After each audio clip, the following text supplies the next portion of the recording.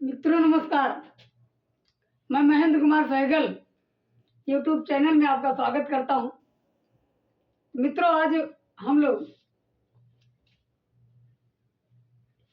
हिंदी में 10 से 12 प्रश्नों के संग्रह को लेकर के उपस्थित हुए हैं, जिसके बारे में हम लोग अध्ययन करेंगे। और इसमें से काफ़ी क्वेश्चन, काफ़ी प्रश्न इम्पॉर्टेंट है, कई परीक्षाओं में पूछे भी गए हैं। आइए मित्रों, सबसे पहले हम लोग छोटी चीज से चलेंगे। अगर हम बात करें, पहला क्वेश्चन नंबर 1 देखिए मित्रों, मूल स्वरों की संख्या कितनी है? मूल स्वरों की संख्या कितनी होती है? कौन ऑप्शन क्या है? 5, 3, 4, 7। हिंदी की बात हो रही है। हिंदी में मूल स्वरों की संख्या कितनी होती है? तो 5 ऑप्शन में क्या है? ए ऑप्शन 5, बी 3, सी 4 और डी 7। तो मूल स्वरों की संख्या कितनी होती है मित्रों? बताइए धड़ाधड़। 4 नंबर, यानी ऑप्शन सी सही है। 4 होता है। मूल स्वरों की संख्या कितनी होती है? 4। कौन कौन? छोटा, छोटी, छोटाऊ, री, ओ, ई, उ, री, ये 4 होते हैं। अगर वही संस्कृत में होता तो 5 हो जाता। क्लियर मित्रों? तो अगर पूछा जाए मूल स्वरों की संख्या कितनी होती है तो 4 होता है। 4 ऑप्शन सही है। क्लियर? अब हमने दूसरा क्वेश्चन यहाँ रखा कि सजातीय दीर्घ स्वरों की संख्या कितनी है? सजातीय दीर्घ स्वरों की संख्या कितनी मानी जाती है मित्रों? देखिए, ऑप्शन ए, विकल्प ए 2, 4, 3, 6। बताइए सजातीय दीर्घ स्वरों की संख्या कितनी मानी जाती है मित्रों? तो 2, 4, 3, 6, यानी ये ऑप्शन क्या है? 2, बी 4, सी 3, यानी 3 और डी 6। बताइए इसमें से कौन है? सजातीय दीर्घ स्वर की संख्या कितनी होती है मित्रों? यहाँ आप लोग खुद लगाइए, देखिए कितनी होती है? 3 होती है। 3 कौन कौन है? सजातीय दीर्घ स्वर की संख्या जो होती है 3 होती है। कौन कौन? बड़ा, बड़ी, बड़ा। अभिजातीय दीर्घ स्वरों की संख्या कितनी होती है? 4। ए, आई, ओ, औ, ये 4 विजातीय होते हैं। आइए मित्रों, क्वेश्चन नंबर 3 की बात करेंगे। प्रश्न 3 में चलते हैं। निम्नलिखित में से अग्रस्वर हैं। अग्रस्वर, तो अग्रस्वर कौन होता है भैया? अग्रस्वर में कौन है? इसमें से विकल्प छाटिए। बड़ा होता है कि छोटा होता है कि औ होता है कि आय होता है? तो अग्रस्वर में कौन आता है? तो अग्रस्वर में कौन आएगा मित्रों? तो ये ऑप्शन आपका डी सही है। आय, आय आपका अग्रस्वर में आता है। अब यही बता दूं, जीवा के आधार पर जो है, तो ऑफलाइन में हमने पढ़ाया भी है, ऑनलाइन में भी क्लास में बताया है, ऑनलाइन में पढ़ाया है। यूट्यूब पे जाएंगे तो वहाँ मिलेगा आपको। तो इसमें अगर देखेंगे तो निम्नलिखित में से अग्रस्वर हैं, तो अग्रस्वर कौन कौन है? जीवा के आधार पर स्वरों को 3 भागों में बांटा गया। अग्रस्वर, मध्य स्वर, पश्च स्वर। तो अग्रस्वर में कौन कौन आता है? ई, ए, आई, री। देखो जीभ के आगे से निकल रहा है, इसीलिए इसको अग्र। तो इसमें से बताइए कौन ऑप्शन मिल रहा? आय मिल रहा, यही तो अग्रस्वर हुआ। बाकी बड़ा, बड़ाऊ, औ, ये सब पश्च से निकलते हैं। मध्य में कौन आता है? हरस्वा। समझ में आया? तो अग्रस्वर पूछे तो क्या आएगा? ई यानी छोटी, बड़ी, री, ए, आई, यानी ई, री, ए, आई, ये आते हैं इसमें निम्नलिखित अग्रस्वर। क्लियर? प्रयत्न मित्रों, अगला क्वेश्चन देखो। अगला प्रश्न क्या है?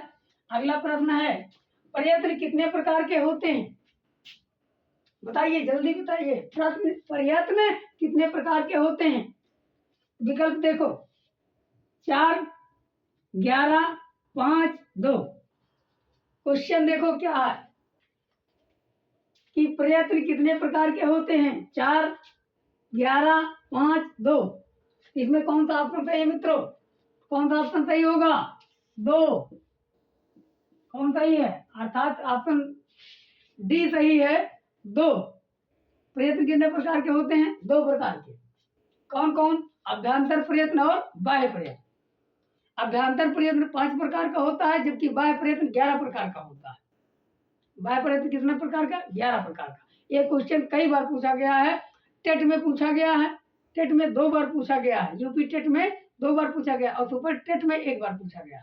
तो बाह्य प्रयत्न कितने प्रकार, कितनी संख्या होती है? बाह्य प्रयत्न कितने प्रकार के होते हैं? 11 प्रकार के। कौन कौन? अघोष, संभार, नाद, घोष। क्या क्या होता है मित्रों? विवार, श्वास, अघोष, संभार, नाद, घोष, अल्पप्राण, महाप्राण, उदात्त, अनुदात्त, त्वरित। 11 हो गए। तो अगर पूछा जाए बाह्य प्रयत्न कितने प्रकार के? 11 और अभ्यंतर प्रयत्न 5। आइए अब अगला क्वेश्चन देखते हैं। प्रश्न नंबर 5 की बात करेंगे। अल्प प्राण है। अब बताइए मित्रों, इस ऑप्शन में से, चारों ऑप्शन में से अल्प प्राण कौन वर्ण है? या, श, श, र। तो कौन है अल्प प्राण? अल्प प्राण में कौन कौन कौन आएगा मित्रों? तो अल्प प्राण में ए ऑप्शन सही है यहाँ, अर्थात ए या आएगा। क्या आएगा? या। अल्प प्राण में कौन कौन वर्ण आते हैं? अल्प प्राण में आपका कौन कौन आता है मित्रों? बताइए, जल्दी बताइए। अल्प प्राण में जो आता है वो सभी वर्ग का, कितने वर्ग हैं? 5। का वर्ग, चा वर्ग, टा वर्ग, ता वर्ग, पा वर्ग, सभी वर्गों का पहला, तीसरा, पांचवा। पहला, तीसरा, पांचवा। जैसे यहाँ हमने लिख दिया, जैसे कह दिया का, खा, गा, घा, ङ। ये है। यहाँ ये लिखा, किसी को अगर न कुछ समझ में आए तो लिख लीजिए अम्मा, अम्मा, आ, मा, आ, मा, आ। यानी ये पहला, तीसरा, पांचवा अल्प प्राण है और दूसरा और चौथा महाप्राण है। इसी प्रकार से का वर्ग में हो गया, चा वर्ग में भी होगा, टा वर्ग में भी होगा, ता में भी, पा में भी, सभी वर्गों में, सभी वर्गों का। और देखो अल्प प्राण में क्या आता है? अब इसमें से कोई मिल नहीं रहा, क्या आएगा? इसमें प्लस अल्प प्राण प्लस अंतस्थ व्यंजन भी। अंतस्थ व्यंजन में कौन कौन आता है? या, वा, रा, ला। तो अब बताओ, या है कहीं? है। या सॉरी, ये देखो क्वेश्चन ये गलत हो गया। सा सा सा ये है दंती सा। हाँ, अब आप सुन सही। यहाँ देखिए कौन सही होगा? तो या सही होगा। क्या सही होगा? या। क्लियर? अल्प प्राण में कौन आएगा? या। आइए अब बात करेंगे, देखिए अघोष वर्ण है। कौन वर्ण पूछा है? अघोष। प्रश्न नंबर 6 अघोष वर्ण है। देखो पहला ऑप्शन क्या है? वर्ग का पहला दूसरा वर्ण, वर्ग का तीसरा चौथा वर्ण, वर्ग का पहला दूसरा तीसरा चौथा वर्ण, या, वा, रा, ला। अघोष पूछा है। अघोष में कौन कौन आते हैं? वर्ग का पहला दूसरा वर्ण, या वर्ग का तीसरा चौथा वर्ण, या वर्ग का पहला दूसरा तीसरा चौथा वर्ण, या, वा, रा, ला। कौन आएगा मित्रों अघोष में? ये ऑप्शन सही होगा मित्रों। वर्ग का पहला और दूसरा वर्ण, सभी वर्गों का, कितने वर्ग हैं? 5। तो सभी वर्गों का पहला और दूसरा वर्ण क्या कहलाता है? अघोष कहलाता है। जैसे का, खा, चा, छा, टा, ठा, ता, था, पा, फा, ये सभी पहले दूसरे वर्ड जो हैं वो क्या कहलाता है? वो अघोष होता है। प्लस उस व्यंजन में होता है, लेकिन उस व्यंजन में हा को छोड़कर सारे अघोष में आ जाते हैं। हा जो है तो अघोष में आ जाता है। आइए मित्रों प्रश्न नंबर 7 की बात कर लेते हैं। समष्टि का विलोम है मित्रों, समष्टि का विलोम है सृष्टि, व्यास, व्यष्टि, सुदृष्टि। क्या होगा? सृष्टि का विलोम है। बताइए सृष्टि का विलोम क्या होगा? समष्टि का, सॉरी, समष्टि का विलोम क्या होगा? तो समष्टि का विलोम क्या होगा? व्यष्टि। समष्टि का विलोम क्या होता है? व्यष्टि। और समास का विलोम व्यास होता है। समास का विलोम क्या होता है? व्यास। तो आइए, समष्टि का विलोम क्या है? व्यष्टि। समष्टि का विलोम व्यष्टि। आइए प्रश्न नंबर 8वें पर, प्रधानता के आधार पर समास कितने प्रकार के? यहाँ डायरेक्ट पूछा गया है, प्रधानता के आधार पर समास कितने प्रकार के मित्रों? ए ऑप्शन देखो 6, बी है 5, सी है 4, डी है सभी। कितने प्रकार के हैं? 4 प्रकार के। प्रधानता के आधार पर सी वाला ऑप्शन सही है। प्रधानता के आधार पर जब पूछेगा तो समास कितने प्रकार के हो जाएंगे? 4। कौन कौन? अव्ययी भाव समास, बहुब्रीहि समास, तत्पुरुष समास और द्वंद्व समास। फिर से समझ लीजिए, अव्ययी भाव समास, तत्पुरुष समास, बहुब्रीहि समास और द्वंद्व समास, यही चारों जो है प्रधानता के आधार पर समास, यही 4 प्रकार के होते हैं। लेकिन अगर पूछा जाए समास कितने प्रकार के मित्रों, तो 6 बताना। जब पूछेगा प्रधानता के आधार पर तो कितना बताना है? 4 बताना। क्लियर? देखिए, अब समास में 2-3 क्वेश्चन हमने रख दिया। परोक्ष, परोक्ष शब्द कौन सा समास है? परोक्ष शब्द में कौन सा समास है? कौन समास है? परोक्ष शब्द में कौन समास है? देखो, अव्ययी भाव समास, बहुब्रीहि समास, द्विगु समास, नए तत्पुरुष समास। कौन होगा? परोक्ष शब्द में कौन समास है? अव्ययी, बहुब्रीहि, द्विगु, नए। क्या हो जाएगा मित्रों? पहली चीज, यहाँ जो पहला पद है, अगर इसको तोड़ेंगे तो पर धन अच्छ हो जाएगा। पर धन अच्छ, पर माने दूसरा, पराधन अच्छ होगा। पराधन अच्छ, पर माने दूसरा, अच्छ माने आंख, जो दूसरे के सामने हुआ, स्वयं के सामने, इसीलिए परोक्ष कहा जाता है। जो दूसरे के सामने हुआ, दूसरों के आंखों के सामने, तो पर माने दूसरा। तो पर क्या है? यहाँ अव्यय है। और अव्यय का होगा मित्रों, ये वाला ऑप्शन सही होगा, अव्ययी भाव समास। तो परोक्ष शब्द में कौन सा समास है? अव्ययी भाव समास। पहली बात, पर उपसर्ग के रूप में भी प्रयोग हो रहा है, अव्यय के रूप में भी, दोनों में काम दे रहा है। आइए मित्रों, अब बात करेंगे प्रश्न नंबर 10 की। पंचगंगा में कौन सा समास है? पंचगंगा में कौन समास है? पंचगंगा में कौन समास है? देखिए, यहाँ लोग गलत करके बहुत लोग आएंगे। लगभग जान लीजिए, पंचगंगा अगर पूछा जाए तो वहां कौन समास होगा मित्रों? तो बताइए। यहाँ ज्यादातर लोग क्या मार के आएंगे? दिग। दिग मार के आएंगे तो एकदम गलत हो जाएगा। जबकि यहाँ होगा क्या? अव्ययी भाव समास। कौन समास? अव्ययी भाव। अब प्रश्न ये है, कुछ लोगों के दिमाग में ये चल रहा होगा कि यहाँ जो है दिग का मतलब जहाँ संख्या, पहला पद संख्यावाची आ जाए, संख्या हो, तो वहीं दिग मारना। ऐसा कभी नहीं करना, क्योंकि कभी कभी हमने ऑफलाइन में भी पढ़ाया, ऑनलाइन में भी बताया कि यदि किसी नदी विशेष नाम के पहले, फिर से ध्यान दीजिए, यदि किसी नदी विशेष नाम के पहले संख्यावाची पद आए तो वहां दिग समास ना होकर बल्कि अव्ययी भाव समास हो जाता है। जैसे यहाँ हमने बताया नहीं, पंचगंगा, तो पंचगंगा, पंच माने 5, गंगा माने गंगा नदी है। तो हमने क्या बोला कि यदि नदी विशेष नाम के पहले, नदी तो हो लेकिन उस नदी का कोई नाम रखा गया हो, जैसे यहाँ नदी का नाम क्या रखा गया? गंगा। तो यहाँ कह दिया गया पंचगंगा, तो 5 गंगा, पंचगंगा का मतलब यहाँ 5 गंगा।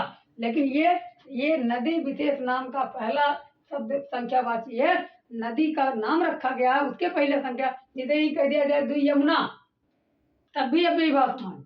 अगर कह दिया जाए पंच नदी, तब दिग समास हो जाएगा। तब क्या हो जाएगा मित्रों? दिग समास। पंच नदी कह देंगे, दिग समास। पंचगंगा कह देंगे, तो अव्ययी भाव समास। द्वि यमुना कहेंगे तो अव्ययी भाव समास। द्वि नदी कहेंगे तो क्या हो जाएगा? दिग समास। अब भूलेगा नहीं ना? चलिए आइए मित्रों, प्रश्न 11 की बात करते हैं। उपाध्यक्ष में कौन सा समास है? उपाध्यक्ष में कौन समास है? बताइए जल्दी से। उपाध्यक्ष में कौन समास है? अव्ययी भाव समास, कर्मधारय समास, द्विगु समास, द्वंद्व समास। अव्ययी भाव समास उपाध्यक्ष में कौन सा समास है? उपाध्यक्ष, उपाध्यक्ष में कौन सा समास है मित्रों? बताइए। अभी ज्यादातर लोग तब लगा रहे होंगे अव्ययीभाव समास, लेकिन अव्ययीभाव समास नहीं होगा।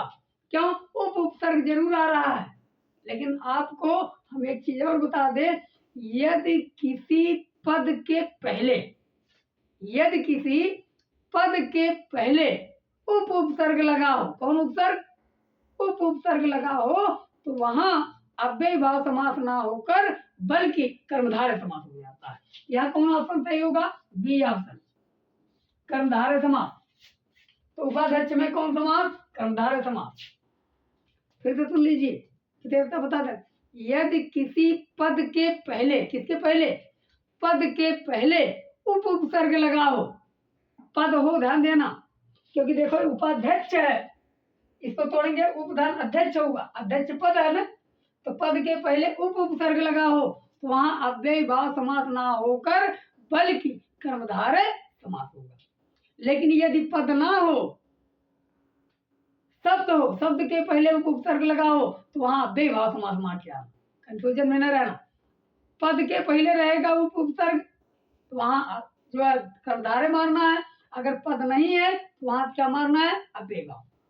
जैसे उपराष्ट्रपति, उपाध्यक्ष, उप जिलाधिकारी, उप निरीक्षक, उप मुख्यमंत्री, उप प्रधानमंत्री, ये सब जितने पद के पहले, उपराष्ट्रपति, इसके पहले अगर उप लगा है, पदों के पहले, ये सब पद है और पद के पहले उप लगा है, तो उसे हम क्या कहेंगे? कर्मधारय समास मिल जाएगा। अगर पद नहीं है, जिसे कह दिया गया उपनयन, तो अव्ययीभाव समास है। क्लियर? अब भूलना नहीं चाहिए। अगला देखो मित्रों, प्रश्न नंबर 12 की बात करते हैं। बधूत्सव में कौन संधि है? बधूत्सव में संधि है, बताइए कौन संधि है? गुण संधि, दीर्घ संधि, अयादि संधि, व्यंजन संधि। बधूत्सव में कौन संधि है? बधूत्सव देखो कौन संधि होगा मित्रों?